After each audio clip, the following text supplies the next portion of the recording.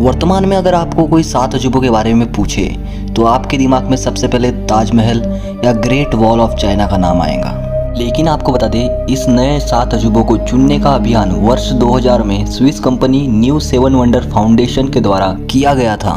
वर्ष 2007 में इन 7 को विजेता के रूप में घोषित किया गया था और हमारे पृथ्वी के 7 अजूबों की वर्तमान सूची में इनका नाम शामिल किया गया। आज के 7 अजूबों की तरह प्राचीन काल में भी 7 अजूबे हुआ करते थे, जिनका वर्णन इतिहास की किताबों में पाया जाता है। यह 7 अजूबे समय के साथ किसी प्रलय, आपदा या युद्ध के कारण नष्ट हो गए। इनमें से कुछ अजूबों की खोज इतिहासकारों ने की है और उन्हें इन पुराने अजूबों के कुछ अवशेष भी मिले हैं, और कुछ अजूबे ऐसे भी हैं जिनके अस्तित्व पर सवाल उठाए जाते हैं। उन प्राचीन काल का एक अजूबा ऐसा भी है जो आज भी अस्तित्व में है और वर्तमान की 7 अजूबों की सूची में उसका नाम शामिल है। तो चलिए इतिहास के इस सफ़र में जानते हैं प्राचीन काल के इन 7 अजूबों के बारे में। The Colossus of roads.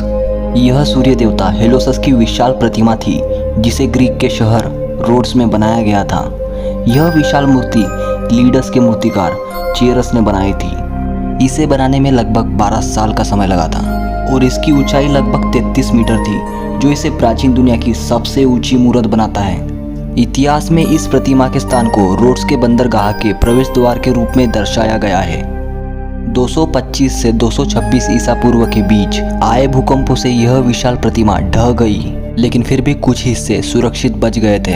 इसके बाद 653 में मुस्लिम जनरल मुआविया प्रथम के अरब सेना ने रोड्स पर विजय प्राप्त की और उसके बाद इस प्रतिमा को पूरी तरह से नष्ट कर दिया गया और फिर इसके अवशेषों को बेच दिया गया।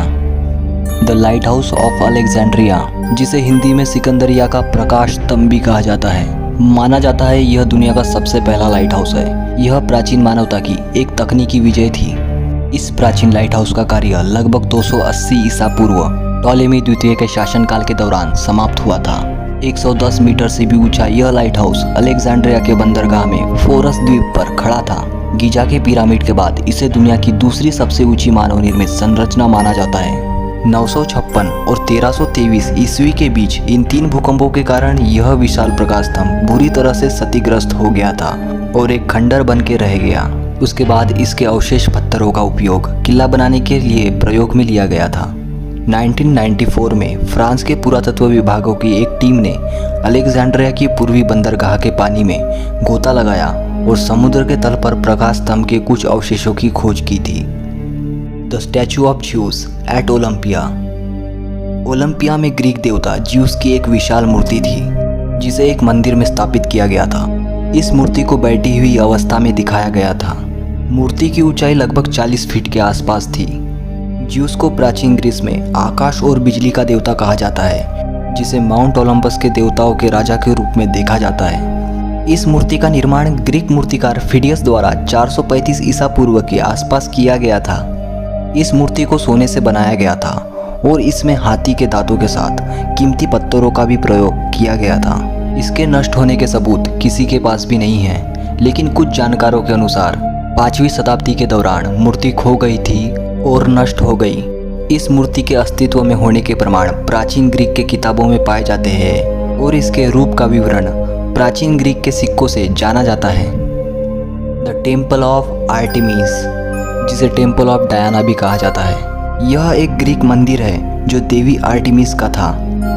आर्टेमिस को वनस्पति और शुद्धता की देवी के रूप में देखा जाता है और रोमन लोग इन्हें डायना के नाम से पहचानते हैं। यह मंदिर प्राचीन शहर इफिसुस में बनाया गया था, जो वर्तमान में तुर्की के सेल्जुक शहर के पास है। यह मंदिर आग, बाढ़ से भी क्षतिग्रस्त हुआ। इसे लोगों द्वारा भी नष्ट किया गया। कहा जाता है इस मंदिर को कम से कम 3 बार फिर से बनाना पड़ा था। हर बार जब इसे फिर से बनाया गया तो यह और भी सुंदर और प्रभावशाली बनता गया। लेकिन जब 262 ईस्वी में इस पर आक्रमण करके मंदिर को नष्ट कर दिया गया था, तो इसके बाद इसे फिर से नहीं बनाया गया। आज भी इस मंदिर के अवशेष मौजूद है। The hanging garden of Babylon. प्राचीन 7 अजूबों में बेबीलोन हैंगिंग गार्डन यह एक ऐसा एकलौता अजूबा है जिसके अस्तित्व को नकारा गया है। लेकिन अगर यह अजूबा सच में रहा होगा तो ये मानव इतिहास की खूबसूरत इंजीनियरिंग का एक प्रमाण रहा होगा। इसे प्राचीन शहर बेबोलिन में बनाया गया था, जिसे वर्तमान में इराक का हिस्सा बताया जाता है। इसका निर्माण बेबुलियन राजा ने अपनी रानी एमिटिस के लिए किया था, क्योंकि रानी एमिटिस की मातृभूमि हरी भरी पहाड़ियों की और घाटियों की थी और इसलिए रानी को किसी भी चीज़ की कमी महसूस ना हो, इसलिए राजा ने इस भव्य महल का निर्माण किया था जिसके छत पर बगीचे थे। यह काफ़ी सुंदर महल था जिसे बगीचे के साथ बनाया गया था।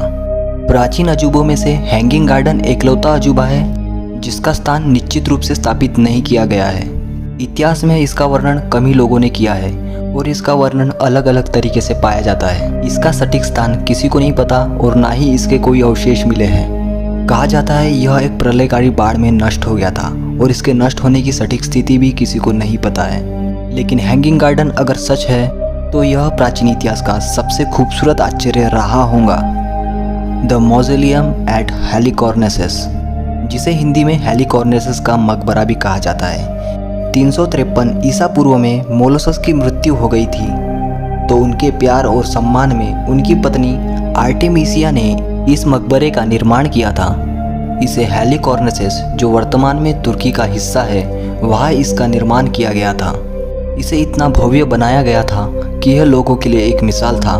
इसकी ऊंचाई लगभग 148 फीट बताई जाती है। इस मकबरे के पास मूर्तिकारों ने मूर्तियां भी बनाई थी। यह मकबरा सौंदर्य विजय माना जाता था। 12वीं से 15वीं शताब्दी तक लगातार भूकंपों से यह भव्य मकबरा नष्ट हो गया, लेकिन आज भी आप इसके अवशेषों को म्यूजियम में देख सकते हैं। The great pyramid of Giza. प्राचीन 7 अजूबों में यह अजूबा इतना मजबूत है जिसने इतिहास में इतने प्रलय और आपदा का सामना किया है, फिर भी आज यह अपने जगह में टिका हुआ है। ग्रेट पिरामिड 4000 से भी अधिक वर्षों तक दुनिया की सबसे ऊंची मानव निर्मित संरचना थी। पिरामिड का स्ट्रक्चर पुराने समय के सटीक इंजीनियरिंग का प्रमाण देता है। पिरामिड अपने आप में ही अद्भुत है, जो अपने अंदर ना जाने कितने सारे राज दफन किए बैठा है। अगर वर्तमान के नक्शे में इन प्राचीन 7 अजूबों को देखा जाए तो 2 अजूबे मिस्र में, 2 तुर्की में, 2 ग्रीस और 1 इराक में है। तो दोस्तों, वीडियो को लाइक करें, सब्सक्राइब करें ताकि हम अपनी अगली वीडियो बनाएं तो हमें मोटिवेशन मिलती रहे। धन्यवाद।